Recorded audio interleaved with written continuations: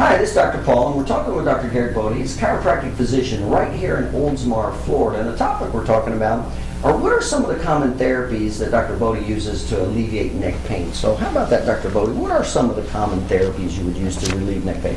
In our office, we're lucky that we have several different therapies that we can utilize for patients when they come through our office. And depending upon what's causing their neck pain, we're going to apply the therapy that's most applicable to them. I guess to run through a quick list with you, the therapies that we do utilize are going to be things like chiropractic adjustments, interferential therapy, electric muscle therapy, intersegmental traction, massage, spinal decompression, or maybe even physical therapy, depending upon what the condition is. So you have quite an array of therapies. And what's the short list of the common problems that you'll see that are causing neck pain, first of all? Short list is going to be the most common causes are going to be things like joint disorders, arthritis, inflammation within the joint, disc problems, either disc bulges or even disc herniations, or even pinched nerves, which are very common as well, usually typically due to a misalignment. Well, if you don't mind, can we go through each one of your therapies a little bit and explain a little bit about which they do?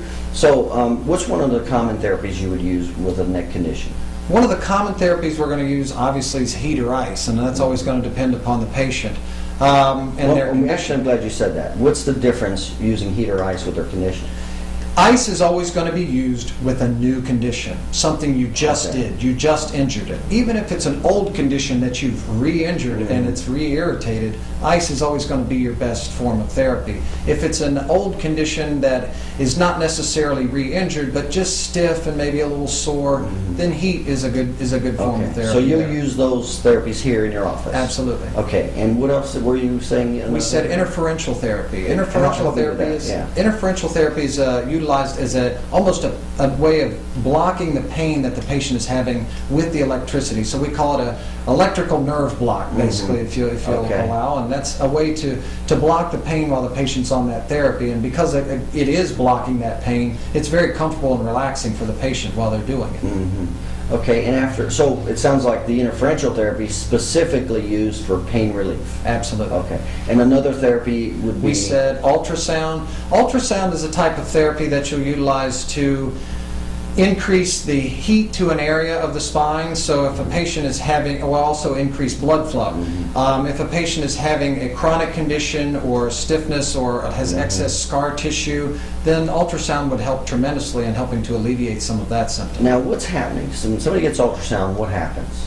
Ultrasound is basically you have a sound head, and that's the type of way it delivers the sound waves into the body. It's a different type of energy that is used as opposed to a woman maybe getting a sonogram of their child. It's a different type of ultrasound that you're doing. It's basically just a different frequency or wavelength of the sound. One is a diagnostic, the other is a therapeutic type. And the ultrasound that we utilize here is a therapeutic type of ultrasound. So it's really sound waves that's going in that's producing this heating effect. That's correct. And what are you trying to accomplish when you're applying this deep heat of ultrasound? What are you trying to accomplish? You're trying to accomplish basically giving alleviation of the patient's symptoms, pains, or issues that they're occurring. There's certain conditions that are specifically better off with ultrasound, and others that you may be looking to a different type of therapy. Maybe something along the lines of spinal decompression, which is something that we utilize for disc injuries. Now, is that something you can use for a disc injury in the neck? Spinal decompression, absolutely. Okay. We've had several patients and have had great success. And how does that work? Spinal decompression is basically where you take the patient and you pull the patient apart axially, meaning it would be, for me and my neck pain, the machine would grab a hold here and lift very gently on my head. So it's not painful? It's not painful at all. Most of the time patients are asleep when I come to get them off the therapy. But in lifting that pressure off, you're lifting the pressure off of the disc itself, therefore alleviating the symptom, not making it worse. So it's a nice pain relief while the patient is going through the therapy. So it sounds like, and correct me if I'm wrong here, it sounds like the spinal decompression is specifically for disc-related neck. Any type of disc issue, that's what you're going to utilize the spinal decompression for. Okay. And what's the difference between spinal decompression and traction? Traction is, well, it depends on what type of traction. Some of these nomenclatures or words are kind of thrown around very casually, but intersegmental traction is a type of therapy where you're basically on a specific table that stretches the muscles and ligaments and tendons of the spine. But it stretches it by putting pressure into the spine while the patient is lying flat on their back. Right. There's a difference in that and something that pulls the patient apart long ways as opposed to something that pushes up into the spine. There's your difference, is what they're trying to accomplish. Decompression is to help a disc. Intersegmental traction is more for stretching and opening up the spine. Okay. So we covered quite a bit. We covered chiropractic adjustments can help for the neck. We covered ultrasound, intersegmental traction you just talked about. We just talked about spinal decompression. We talked about interferential current. What are any other therapies that you... A couple other therapies we do, like you did mention, we do the chiropractic adjustments, realigning the bones of the spine. We also utilize physical therapy, resistance types exercises to help strengthen the muscles and ligaments of the neck if they've had some type of injury. And another thing that we'll utilize is massage.